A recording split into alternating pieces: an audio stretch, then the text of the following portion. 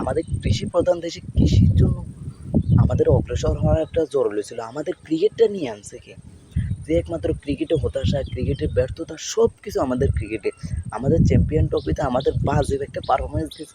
আমাদের এশিয়া বিশ্বকাপে খুবই বাজে একটা পারফরমেন্স দিয়েছে, যে আমাদের একের পর এক বাজে পারফরমেন্সের পর আমরা জিম্বাবুকে খবর দিয়েছি, জিম্বাবু আসার পর আমাদের কিছুটা পারফরমেন্স ভালো হবে, আমরা 50 মারবো, আমরা সেঞ্চুরি মারবো, আমরা কিছুটা সামনের দিকে এগোতে পারবো। আমরা আমাদের রড করে বলছে যে আমরা অনেক খুব এস্টাবলিশ করতেছি যে আমাদের ব্যাটিংটা যে ভালো পজিশন করা যায়, বা খদগাইয়ের জিম্বাবুর সাথে আমরা হারিয়ে গেছি, যে জিম্বাবু একের পর এক সবার সাথে হারিয়ে আসে। আর আমরা আমাদের দেশের মাটিতে আমাদের প্রথম ইনিংসে আমরা টেস্টে টার্গেট দিয়েছি 194, দ্বিতীয় ইনিংসে প্রথম ইনিংসে জিম্বাবু নিয়ে নিয়েছে 273 রান, দ্বিতীয় ইনিংসের জন্য আমরা জিম্বাবুকে টার্গেট দিয়েছি 255 রান, ওই জায়গায় জিম্বাবু নিয়ে নিয়েছে 174।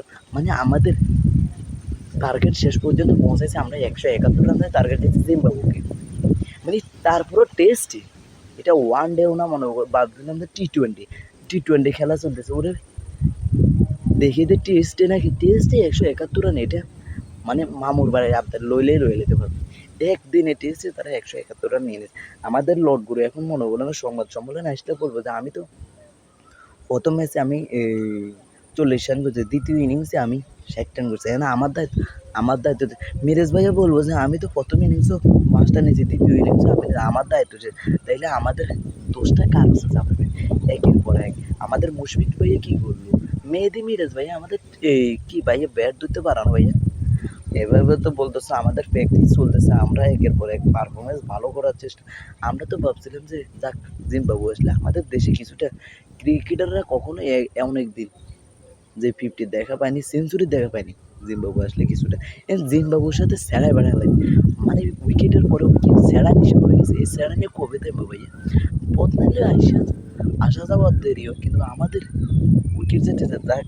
টেস্টের আমরা সবসময় খেলি ওয়ানডের খেলি আমরা টেস্টের মতন, এরপর আমরা টি-20 খেলি ওয়ানডের মতন। আমাদের পজিশন, আমাদের টার্গেট কিন্তু টি-20 টার্গেট 120, আর আমাদের ওয়ানডের টার্গেট 145, টেস্টের টার্গেট আমাদের 190। এভাবেই আমাদের চলছে ভাইয়া। 171 রানের টেস্টে আমরা জেতার জন্য আশা করি। শেষ পর্যায়ে সে একদিনের টেস্টে তারা প্রথম ইনিংস জয়লাভ করছে, মানে তারপরে নিজের দেশে আমরা এত বড় হার, আমাদের লজ্জা হার। আমরা টেস্টে কখনোই এভাবে কি হারছি আমরা? মানে ভাবা যায় জিম্বাবুকে, যে জিম্বাবুয়ে আসলে আমরা মনে করছি আমাদের ব্যাটিংয়ের পরিবর্তন, আমাদের বলারদের কিছুটা যাও পরিবর্তন আছে, কিন্তু বলাররাই কী করবো ভাই? চাপের মধ্যে ফালাই তো রান বেশি দেখতে, তাহলে বলাররা চাপের মধ্যে ফালাইতে, না হলে কীভাবে ফালাবে? যে আমরা 50 রান করে আমরা বলারের উপরে চাপ সৃষ্টি করে দেবো, যে বলাররা বল করলে তারা ম্যাচ জিতে ফেলবে, এইটা নিয়ে আসেনি ব্যাটিং করো। আমাদের প্রথম ওপেনিং থেকে মিডল অর্ডারের যে পরিস্থিতি, এমন দেড় রানে শুরু হয়ে যায়, মানে শিশু ডেরিয়ে শুরু হয়ে গেছে আমাদের লর্ড করে এখন সংবাদ সম্মেলন আসে পড়ার এদের পড়ার আর থামতো না। যে কয়েকদিন আগে বলছে জিম্বাবুয়ের সঙ্গে আমরা খুবই প্রস্তুতি নিয়ে নিয়েছি, আমরা আমাদের প্রস্তুতি অব্যাহত রাখছি, আমাদের ব্যাটাররা অনুশীলন করতে আছে, এটা নিয়ে অনুশীলন ভাইয়া। আমাদের মুরব্বী মুশফিকুর রহমান ভাইয়ের কী কথা বলবো, উনি তো 32 বছর হয়ে গেল, উনি ক্রিকেটে আরও থাকুক, আমরা দোয়া করি উনি আরও 32 বছর থাকুক। এছাড়াও ভাইয়া দুনিয়া আর কবে দেবে ভাইয়া? আমাদের মিরাজের কি ব্যাট লাগে না ভাইয়া? আর সাদ্দাম ইসলাম, ওনার কথা কী বলবো? মাহমুদুল হাসান জয় আজ কয়েকটা ম্যাচ, একটা 50 একটা 100, কবে দেখবো ভাইয়া?